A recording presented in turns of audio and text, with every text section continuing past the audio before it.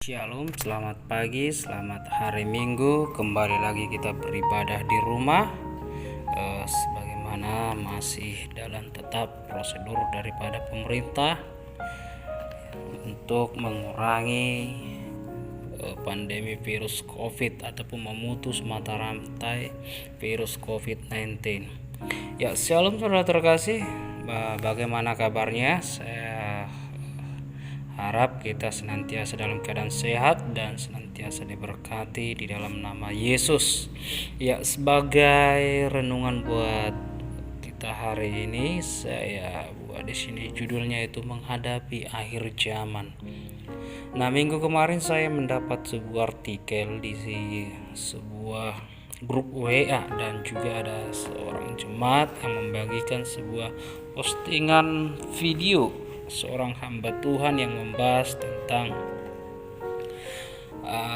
akhir zaman ataupun yang membahas tentang adanya sekelompok orang yang sedang melakukan sesuatu terobosan untuk menciptakan dunia ini menjadi satu pemerintahan, satu badan keuangan juga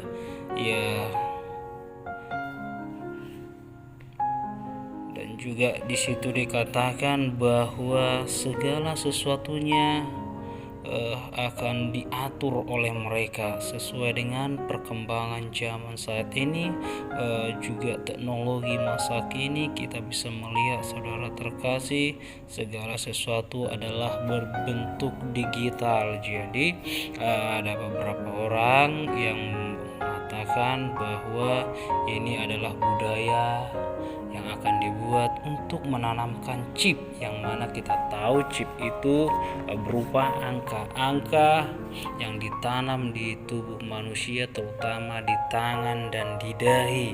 Sebagaimana dikatakan dalam Wahyu, itu chip itu berupa angka, ya angka setan ataupun 66. Nah, jadi bagaimana saudara terkasih, ya mungkin juga ada di antara kita sudah mendengar dari hamba Tuhan itu juga ada mungkin sudah mendapatkan artikel tentang itu.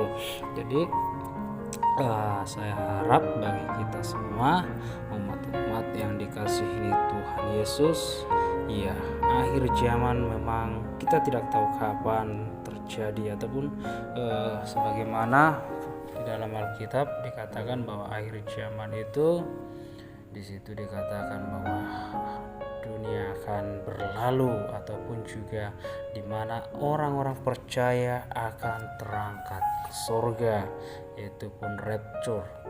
Nah, saya percaya kita semua adalah orang-orang yang percaya, orang-orang yang sudah ditebus oleh darah Yesus. Jadi kapanpun waktunya itu terjadi, jangan takut saudara terkasih, tetap berpegang teguh kepada Kristus. Nah, sebagaimana firman Tuhan hari ini dikatakan bahwa kesudahan segala sesuatu sudah dekat. Oleh sebab itu, nah, jadi di sini ada beberapa tips yang akan saya bagikan bagaimana kita memiliki sikap untuk menghadapi akhir zaman ini. Yang pertama adalah yaitu di situ dikatakan kuasailah dirimu. Jadi saudara terkasih, di dalam segala hal kita harus bisa menguasai diri kita. Kita harus mengontrol diri kita, mengontrol emosi kita saudara terkasih, menguasai diri, yaitu tetap dalam komitmen dan tidak tergoda juga dengan keadaan tawaran dunia yang ada saat ini,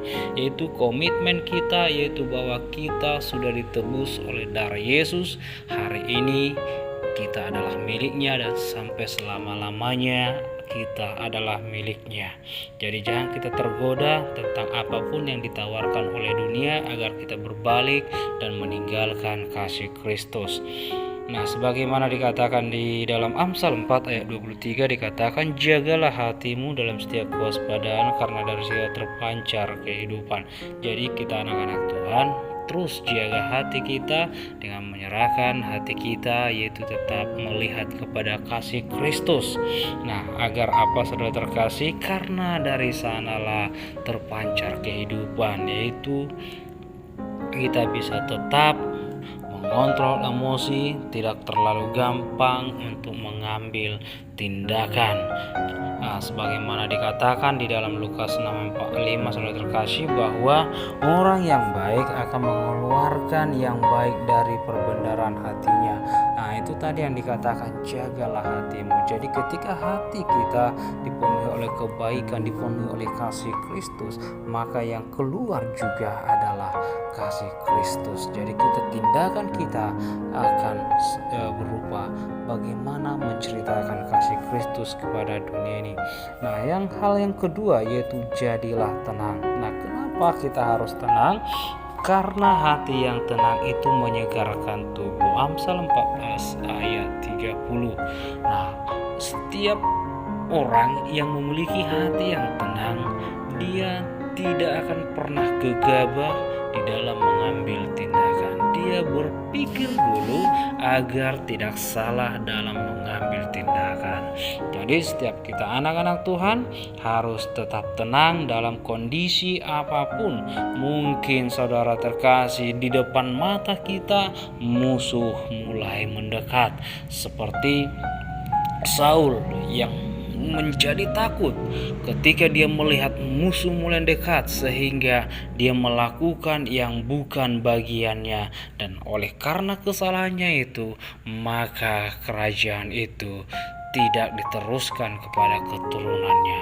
Saya percaya saudara terkasih, kitalah orang-orang yang sudah dibenarkan oleh firman Tuhan. Kita harus memiliki hati yang tenang, jangan gegabah mengambil tindakan. Amin.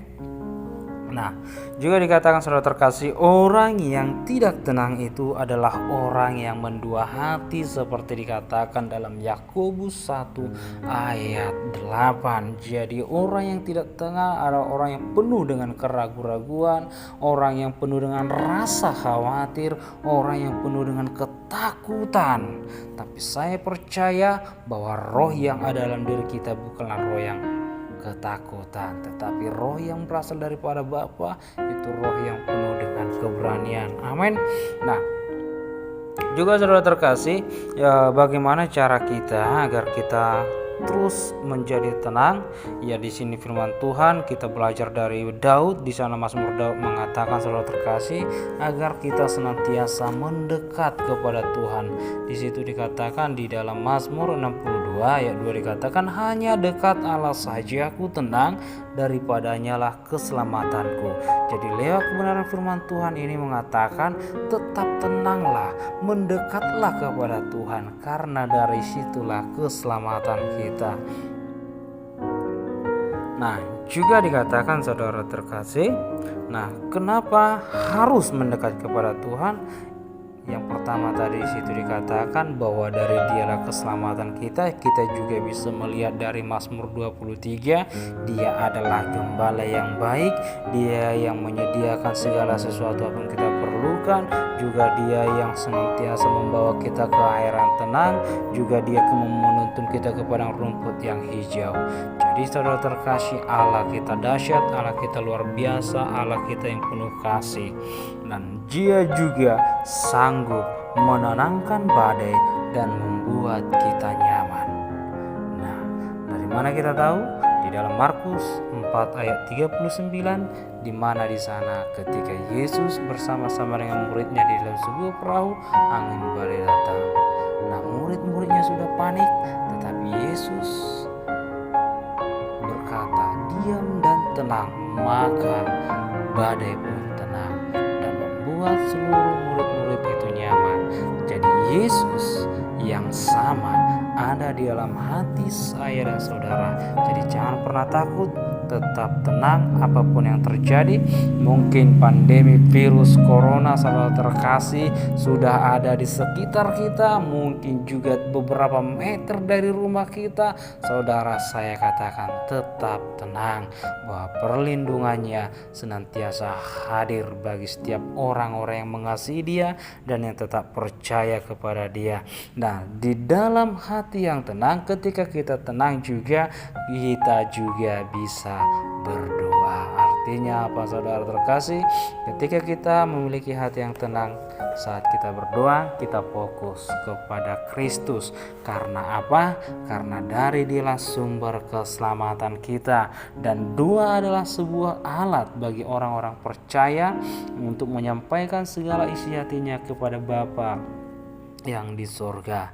Dan juga seperti ada yang mengatakan bahwa doa itu adalah senjata yang tidak kelihatan bagi dunia yang kelihatan. Artinya saudara terkasih, bahwa doa yang kita naikkan itu sangat besar kuasanya, seperti dikatakan di dalam Yakobus saudara terkasih, bahwa doa orang yang benar sangat besar kuasanya. Saya dan saudara adalah orang-orang yang benar karena kita sudah dibenarkan oleh darah Yesus. Jadi ingat bahwa hari ini firman Tuhan berbicara bagi kita adalah orang-orang benar. Maka naikkan doa-doamu, jangan pernah saudara terkasih menyerah di dalam doa. Teruslah berdoa, minta apa saja kepada Dia, karena Dia yang sudah berjanji mengatakan, mintalah di dalam namaku, maka aku akan memberikannya kepadamu. Jadi hari ini apapun yang menjadi kebutuhanmu, apapun yang membuat engkau takut, minta segala sesuatu kepada Yesus, sebab di dalam Dialah segala sesuatu, dan segala sesuatu ada di dalam Dia. Jangan takut apapun terjadi hari ini. Jemaat yang dikasihi Tuhan, saya percaya kita tetap dalam penyertanya, kita tetap dalam perlindungannya, dan Dia yang menyediakan segala sesuatu apapun yang kita perlukan. Terima kasih. Tuhan Yesus memberkati kita semua. Shalom.